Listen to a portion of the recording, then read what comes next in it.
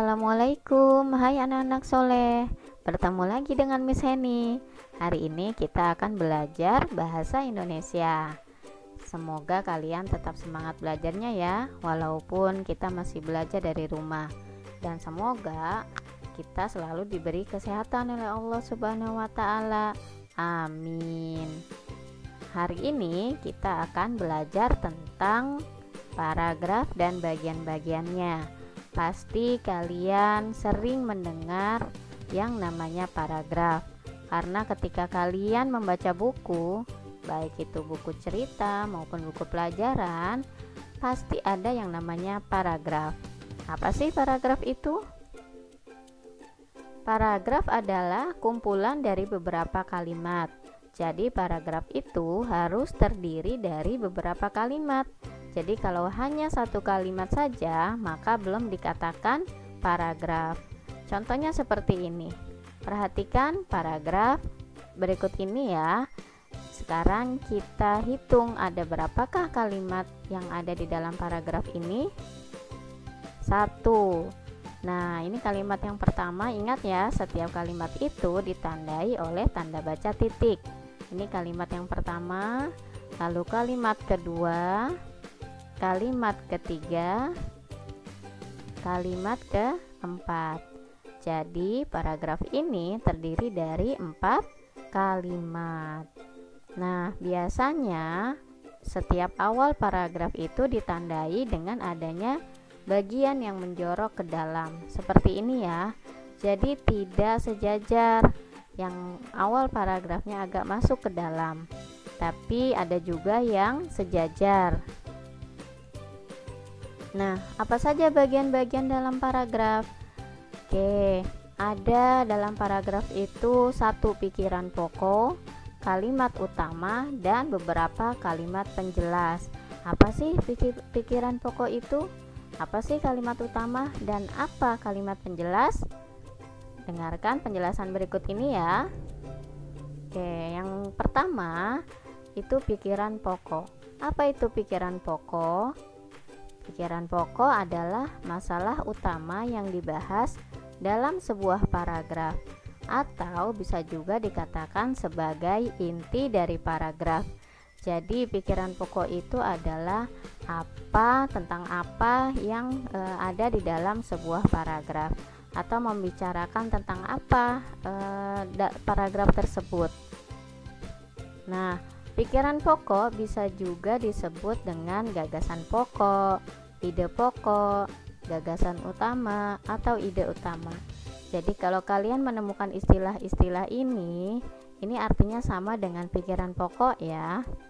Nah, sekarang dari mana kita bisa menentukan pikiran pokok pada sebuah paragraf? Nah, friends, pikiran pokok itu ada di dalam kalimat utama.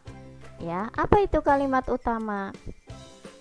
Kalimat utama adalah kalimat inti dalam paragraf. Sebenarnya kalimat utama ini hampir sama ya dengan gagasan pokok atau pikiran pokok. Hanya saja kalau kalimat utama ini kalimatnya utuh sampai titik, sampai 1 kalimat. Akan tetapi kalau pikiran pokok diambil dari dalam yang ada di dalam kalimat utama.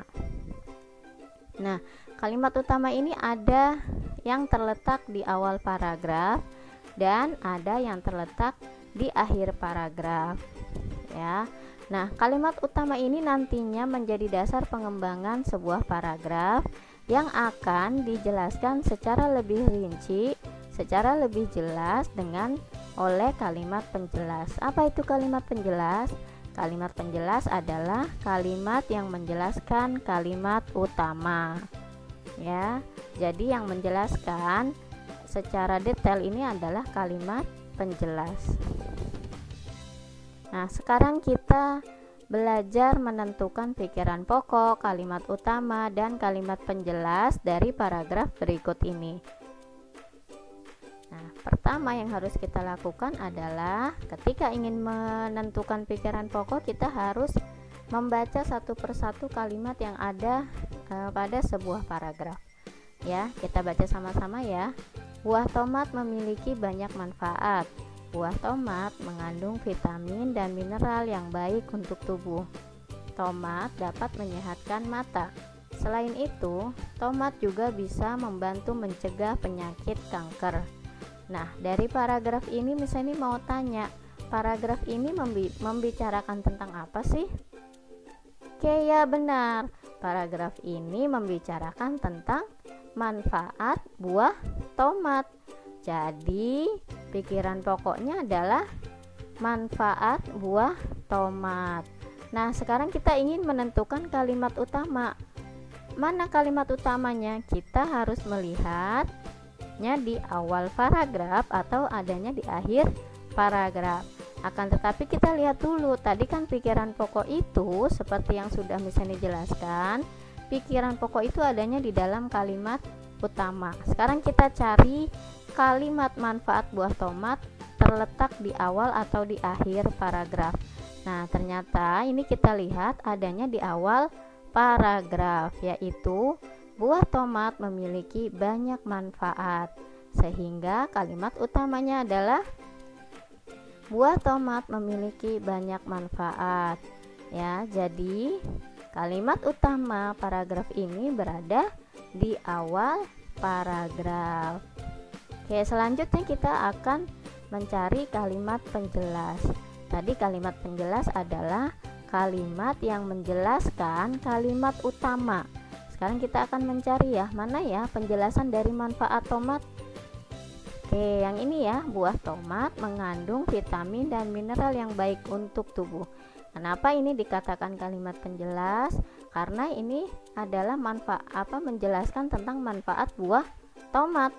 Oke, jadi kalimat penjelas yang pertama yaitu ini ya, buah tomat mengandung vitamin dan mineral yang baik untuk tubuh. Lalu kalimat penjelas kedua, tomat dapat menyehatkan mata. Kalimat ini pun masih menjelaskan tentang manfaat tomat.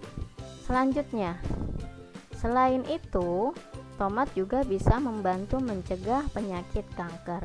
Dan ini pun kalimat ini masih membahas tentang manfaat buah tomat. Jadi kalimat penjelas di sini ada 3 kalimat dan 1 kalimat utama. Ini perbedaannya ya. Kalau kalimat penjelas terdiri dari beberapa kalimat, sedangkan kalimat utama hanya 1. Ya. Oke.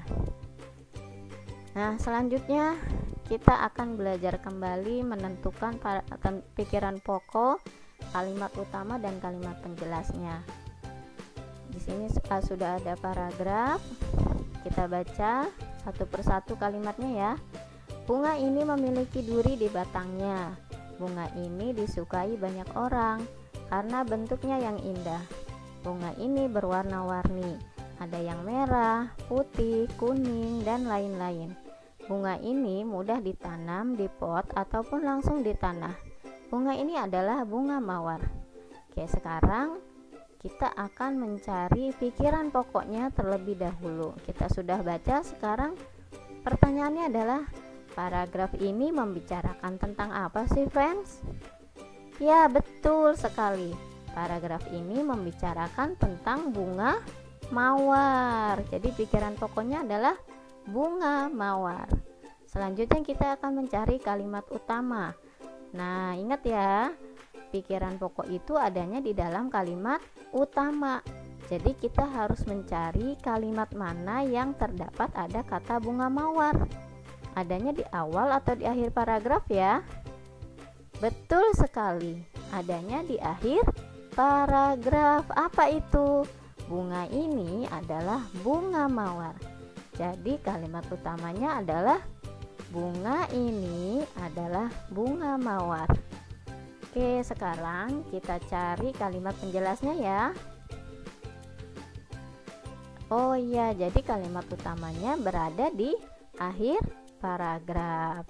Selanjutnya kalimat penjelas. Kita lihat di sini, manakah yang menjelaskan tentang bunga mawar? Betul sekali ya, bunga ini memiliki duri di batangnya. Ini masih menjelaskan tentang bunga mawar. Selanjutnya, bunga ini disukai banyak orang karena bentuknya yang indah. Kalimat ini pun sedang membicarakan tentang bunga mawar. Lalu bunga ini berwarna-warni, ada yang merah, putih, kuning, dan lain-lain. Kalimat ini juga sedang membicarakan bunga mawar. Lalu yang terakhir, bunga ini mudah ditanam di pot ataupun langsung di tanah. Ya, kalimat yang terakhir ini pun sama, masih menjelaskan tentang bunga mawar.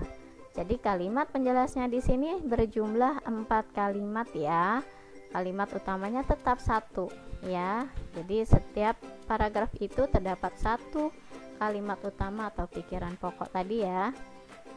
Oke teman-teman, bagaimana, sudah paham?